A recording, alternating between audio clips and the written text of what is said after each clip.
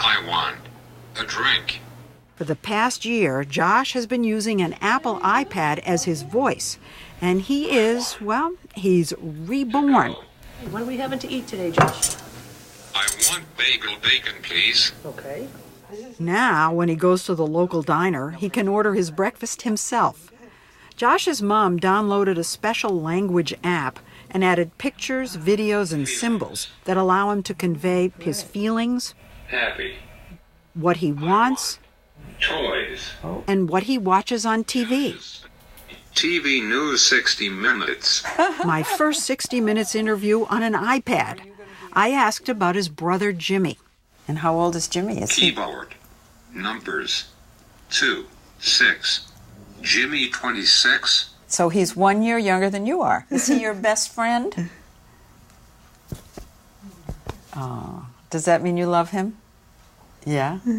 Josh is typical of people with autism in that he rarely looks directly at me, he rocks, and he has obsessions. In his case, it's World War II.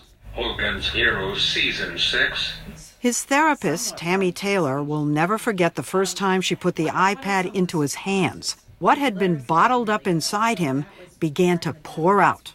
It just blew me away that he could actually tell me his brother had a goatee and was bald. He's completely communicating. Absolutely. He's part of the community. I mean, communication is the essence of being human, and here he is communicating fully now. Totally.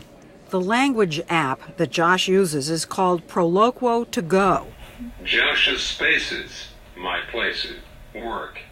But there are other apps created specifically for autistic people, like Autism Express, to help children identify emotions. And another called Look in My Eyes to practice eye contact. How do you feel about being on TV? Can you show me on there? Categories. Feelings. Happy. Joshua. Happy.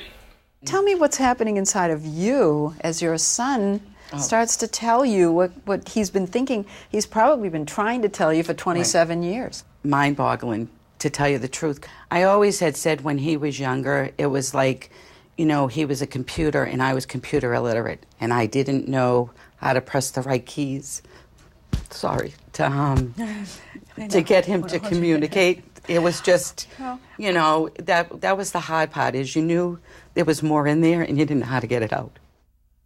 Touchscreen computers help Josh communicate. Can they do the same for these children at the Beverly School in Toronto, Canada,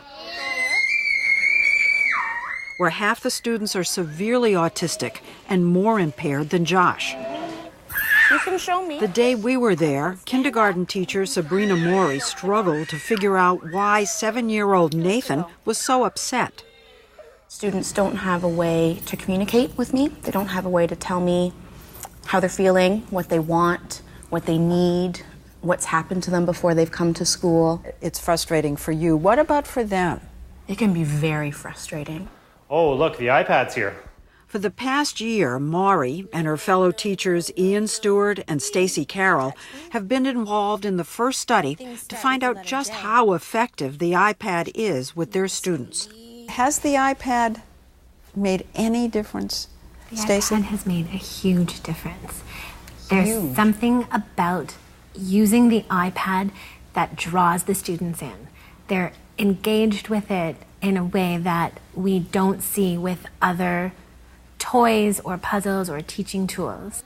The study has found that it improves the children's willingness to socialize, something autistic kids have trouble with, and it enhances their attention spans.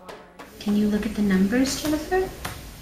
In this video recorded by the school, Stacy's trying to get little Jennifer to focus on learning to count, using the old paper method. She's not paying attention right now. No, she's not looking at it. But what a difference with the iPad. 1, 2, 3. Good looking. 5. Oh, that's wonderful. Look at her. She's completely engrossed. Totally. I hear that autistic children often prefer machines to having an interaction with a human being. Is that what we're seeing? What we're thinking is that the device is constant.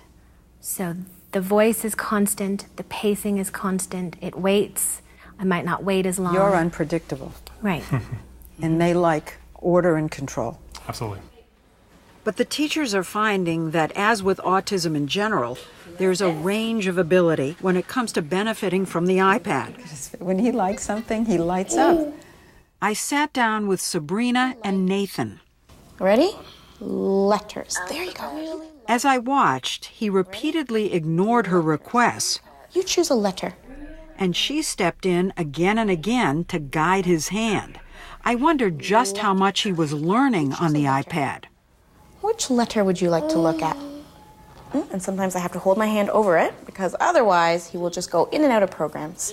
What I found is that the device, the iPad, isn't for everyone. It's not for all my students. But the ones who are engaged by it, it's amazing. Do you want to do some work? No. Do you want to do some work? No? It was thought that 10-year-old Nuno, who doesn't talk, had the IQ and attention span of a toddler. Touch the one that is a healthy snack. It was a nice snack. Good snack. Awesome. So when Ian tested him with a new vocabulary app, he was surprised by how much he knew. Where is the wind chime? Great job. Touch the soldier. Yeah! Super. Did you know he knew all those words? No, absolutely not. You had no idea? No idea. No idea the extent of his vocabulary. Find the saxophone. Yeah! You did it. Saxophone. How did he know a saxophone, right? And we've just recently found out that he has quite a love of classical music and opera, so he's... He has love of opera? Yes, he does. And you didn't know it? Didn't know it, yeah. Did that come through the iPad? It came through exploring music selections on the iPad. As a reward, sometimes we let him watch some videos in class, some Pavarotti or some arias, and he likes conductors, he likes symphonies. You're discovering that there's more inside these children's heads than you realized. And that's something in a way I feel like we've known, but this is giving us a tool to really show us and prove that there is more happening.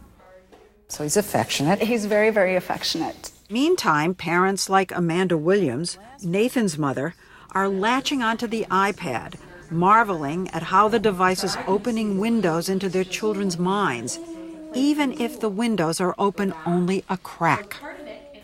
I can't express to you enough how amazing it is to watch him take his little finger and go like that in a controlled way. I think the thing that made us cry was when he flipped through it and then he saw the tiger. And then he went, oh, I gotta go back. And went boom. And he looked at us with this smile on his face and he's like, I did it.